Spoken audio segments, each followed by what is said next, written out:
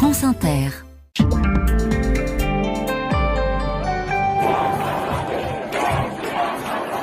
Nous sommes d'abord en Iran, Kevin, où commençaient il y a presque un an des manifestations sans précédent. Réaction à la mort de Mahsa Amini, cette jeune femme kurde iranienne morte peu après son arrestation par la police des mœurs parce qu'elle ne portait pas bien son voile. C'était le 16 septembre 2022 et on apprend qu'un oncle de Mahsa Amini a été arrêté ces dernières heures, qu'il est détenu dans un lieu inconnu. Ce sont 2 ONG kurdes qui l'annoncent.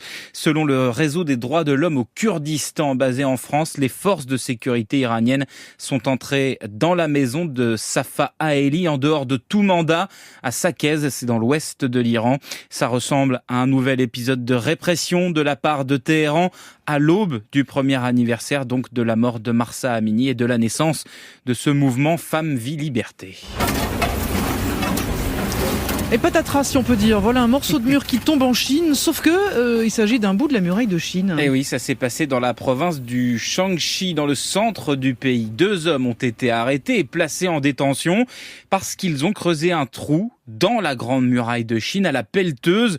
On le voit bien sur la photo postée par la police locale, un trou de la largeur d'une petite route, disons. Et durant leur interrogatoire, justement, ils ont déclaré, d'après la police, qu'ils avaient voulu créer un raccourci pour réduire la durée de leur trajet.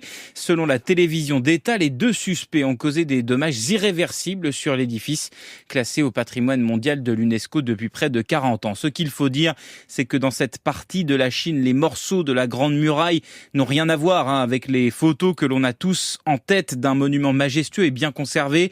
Ça ressemble plus à des ruines. On estime d'ailleurs que 30% de la muraille de Chine a aujourd'hui complètement disparu.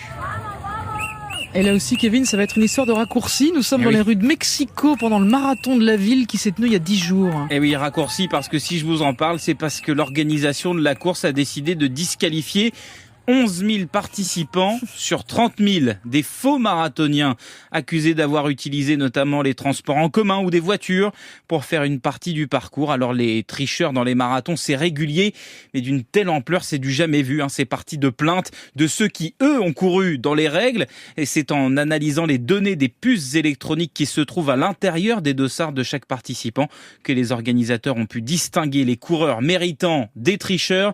C'était la 40e édition du marathon de Mexico qui rêvait sans doute d'une autre fête d'anniversaire. Voilà, c'est mal, mais il faut reconnaître que c'est très gonflé. Kevin Dufresne est sous les radars. Merci beaucoup.